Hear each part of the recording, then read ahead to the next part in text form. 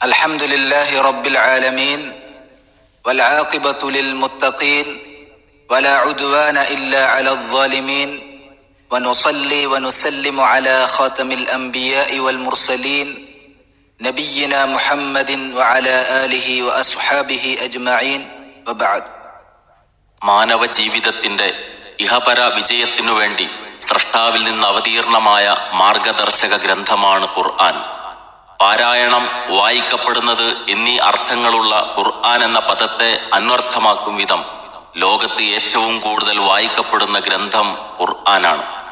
അന്ത്യപ്രവാചകനായ മുഹമ്മദ് നബി സല്ലല്ലാഹു അലൈഹി വസല്ലമക്ക് 40 വയസ്സിൽ പ്രവാചകത്വം ലഭിച്ചതു മുതൽ 63 വയസ്സിൽ അവിടുത്തെ വിയോഗമുണ്ടാകുന്നതുവരെയുള്ള കാലയളവിൽ വ്യത്യസ്ത സന്ദർഭങ്ങളിലായി അള്ളാഹു അവതരിപ്പിച്ചു കൊടുത്തിട്ടുള്ള വേദഗ്രന്ഥമാണ് ഖുർആൻ. അത്യഗാധമായ ഒരു വിജ്ഞാന സാഗരമത്രേ ഈ മഹൽ ഗ്രന്ഥം. ഓരോ ആവർത്തി പരിശോധിക്കുമ്പോഴും നവ്യമായ വായനാനുഭവങ്ങൾ ലഭിക്കുന്നത് ഖുർആനിന്റെ മാത്രം സവിശേഷതയാണ്.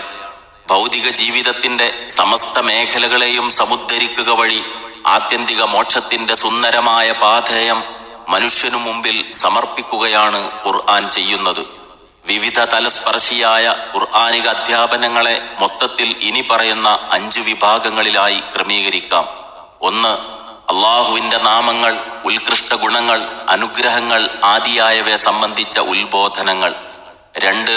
മരണം, മരണാനന്തര ജീവിതം, വിചാരണ, രക്ഷാശിക്ഷകൾ തുടങ്ങിയ പാരത്രിക കാര്യങ്ങളെക്കുറിച്ചുള്ള വിവരണം.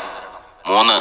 ആരാധനാകർമ്മങ്ങൾ, ഇടപാടുകൾ, പെരുമാറ്റ മര്യാദകൾ, ഗാർഹികവും സാമൂഹികവുമായ ധാർമ്മിക അധ്യാപനങ്ങൾ, വിധിവിലക്കുകൾ ഇവയെല്ലാം അടങ്ങുന്ന മതനിയമങ്ങൾ.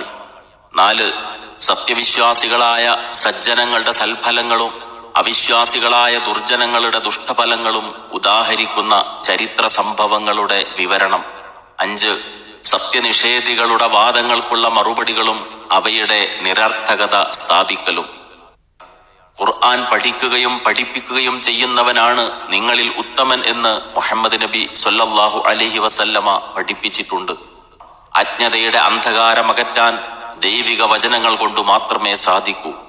ജനഹൃദയങ്ങളിൽ സന്മാർഗത്തിന്റെ വെളിച്ചമെത്തിക്കുന്നവർക്ക് നാഥൻ വാഗ്ദാനം ചെയ്ത മഹത്തായ പ്രതിഫലം പ്രതീക്ഷിച്ചുകൊണ്ടുള്ള ഈ ദൗത്യത്തിന്റെ പ്രചാരണം ഖുർആനിനെ സ്നേഹിക്കുന്ന ഓരോരുത്തരുടെയും ബാധ്യതയാണ്.